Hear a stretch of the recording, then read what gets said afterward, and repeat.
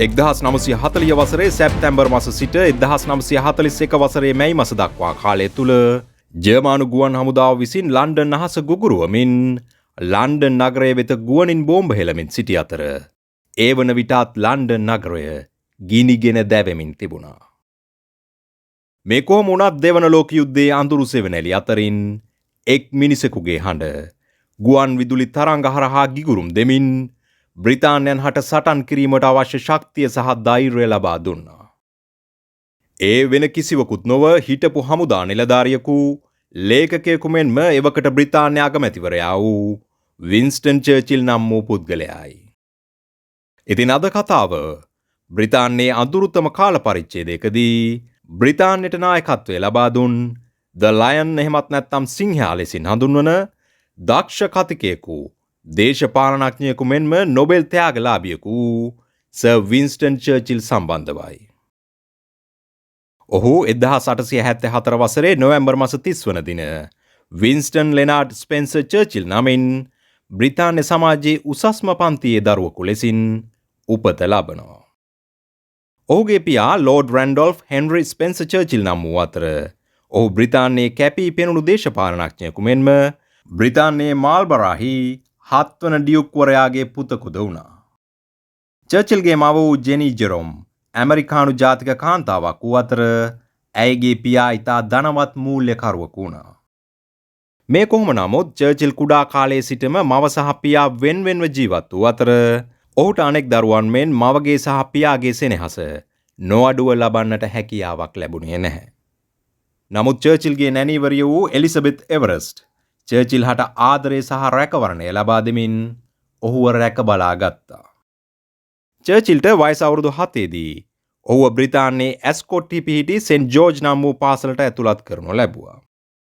එයින් ටික කලකට පසුව ඔහු නැවතත් එම පාසලෙන් ඉවත් කරගෙන 1882 වසරේදී ඔහුව බ්‍රයිටන් පාසලට ඇතුළත් කරනු ලැබුවා. චර්චිල් අධ්‍යාපනයට තරම් දක්ෂයෙකු වුණේ නැහැ. 1888 වසරේදී ඔහුව හැරෝ නම් වූ පාසලට ඇතුළත් කරවනු ලැබුවා. මෙම පාසලේදී ඔහු ඉංග්‍රීසි සහ ඉතිහාසය යන විෂයන් වලට දක්ෂතා පෙන්නුම් කළ අතර ඔහු එම පාසලේදී ෆෙන්සිං නමින් හඳුන්වන කඩු සටන් ක්‍රීඩාවටත් දක්ෂතා දැක්වුවා.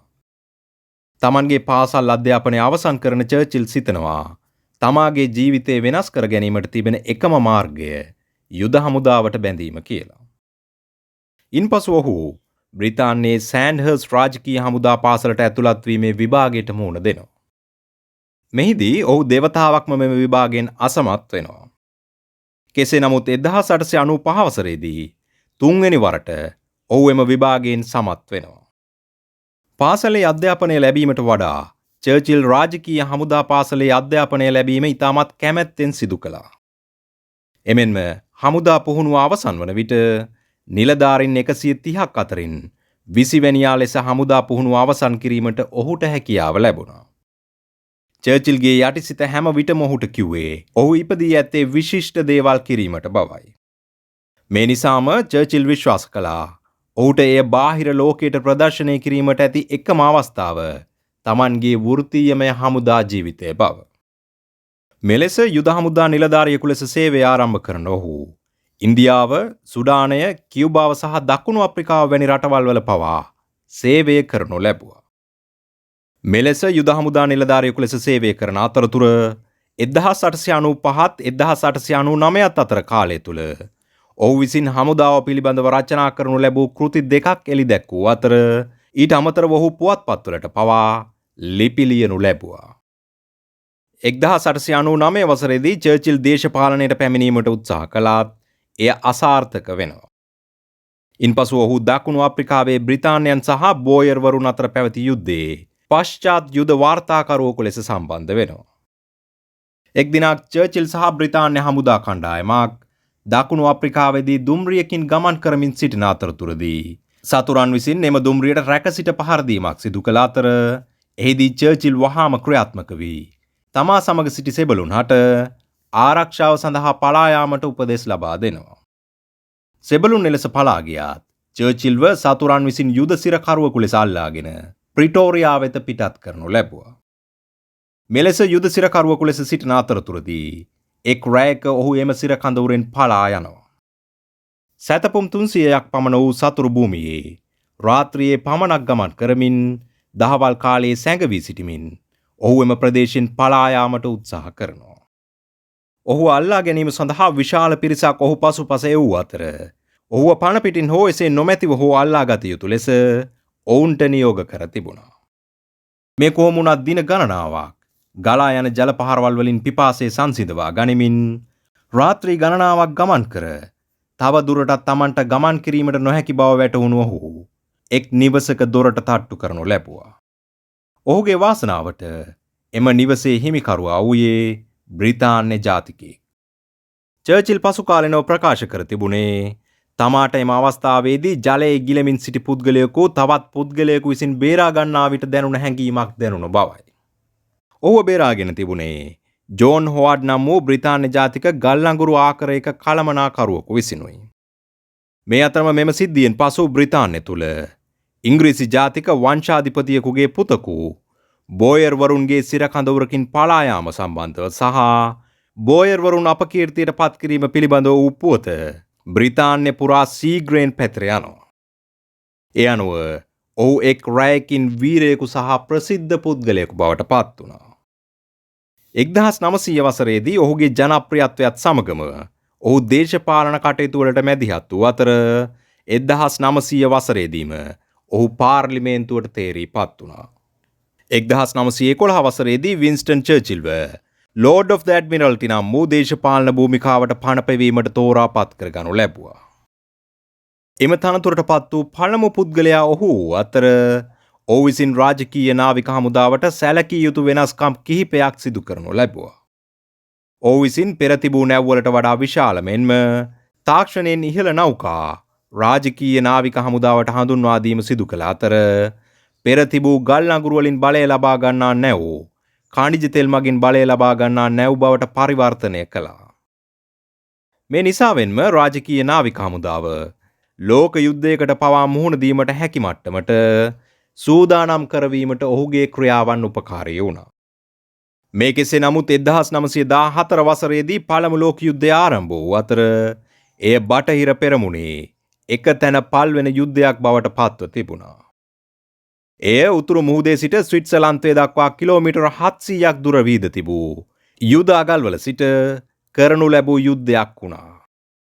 මෙලෙස පළමු ලෝක යුද්ධයේදී ජර්මනියේ ක්‍රියාකාරකම් පිළිබඳව අසතුටින් සිටි බ්‍රිතාන්‍ය එම යුද්ධය අවසන් කිරීම සඳහා ජර්මනියට සහාය දැක්වූ ඔටෝමාන් අධිරාජ්‍යයේ කොන්ස්තන්තිනෝපලය අල්ලා ගැනීම සඳහා මෙන්ම යුරෝපයේ සිට රුසියාව වෙත යන මුහුදු මාර්ගයන්හි පාලනය අතර ගැනීමට වින්ස්ටන් චර්චිල්ගේ උපදෙස් යටතේ විශාල නාවුක මෙහෙයුමක් දියත් කළ අතර එම මෙහෙයුමේදී ගැලොපීනි අර්ධද්වීපය හරහා කොන්ස්තන්තිනෝපලයේ වෙත ගොඩ බිමින් යාමට සැලසුම් කර තිබුණා.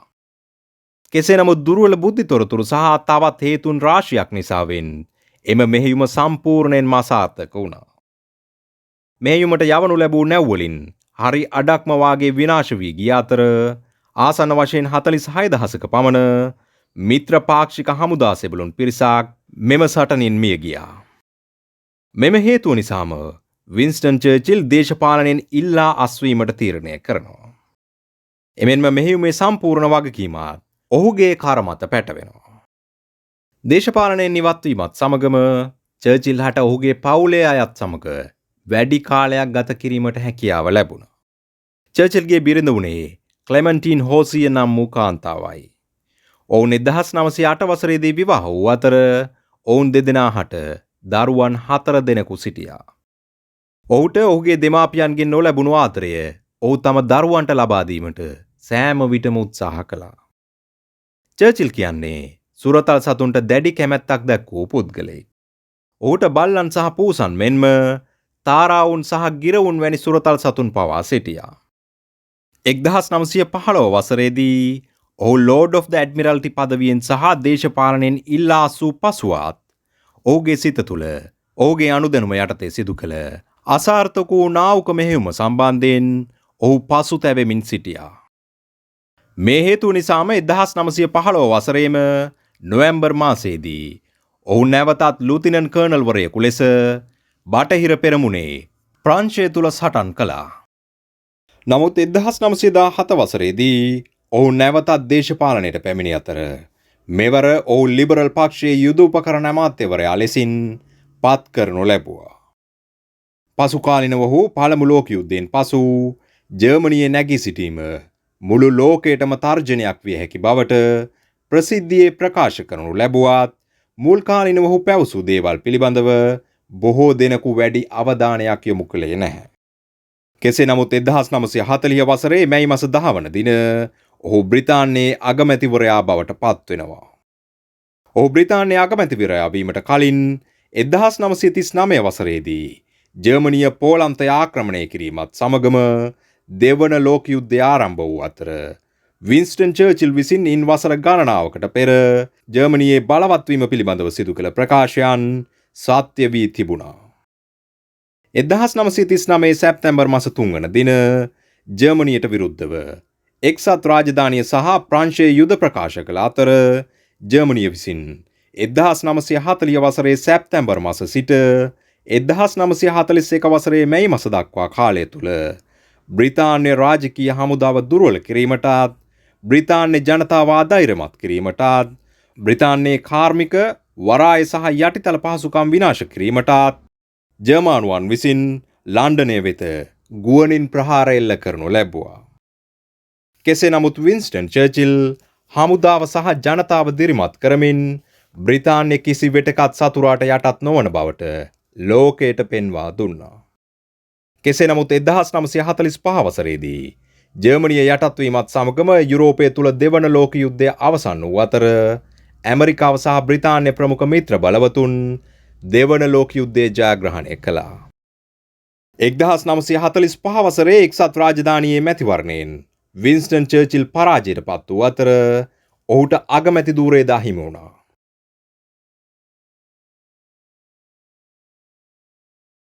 කෙසේ වෙතත් 1953 වසරේදී ඔහුට සාහිත්‍ය පිළිබඳව නොබෙල් ත්‍යාගය හිමි වුණා. එමෙන්ම එම වසරේම දෙවන එලිසබෙත් රජින විසින් ඔහුට නයිට් පදවිය පිරිනමනු ලැබුවා. 1964 වසරේදී ඔහු දේශපාලනයෙන් සම්පූර්ණයෙන්ම සමුගත්තා. මේ කොහොම නමුත් 1965 වසරේ ජනවාරි මාස 24 වන දින සර් වින්ස්ටන් චර්චිල් නම් වූ මහා තැවැන්ත මිනිසා සිය ජීවිතයෙන් සමුගත්තා.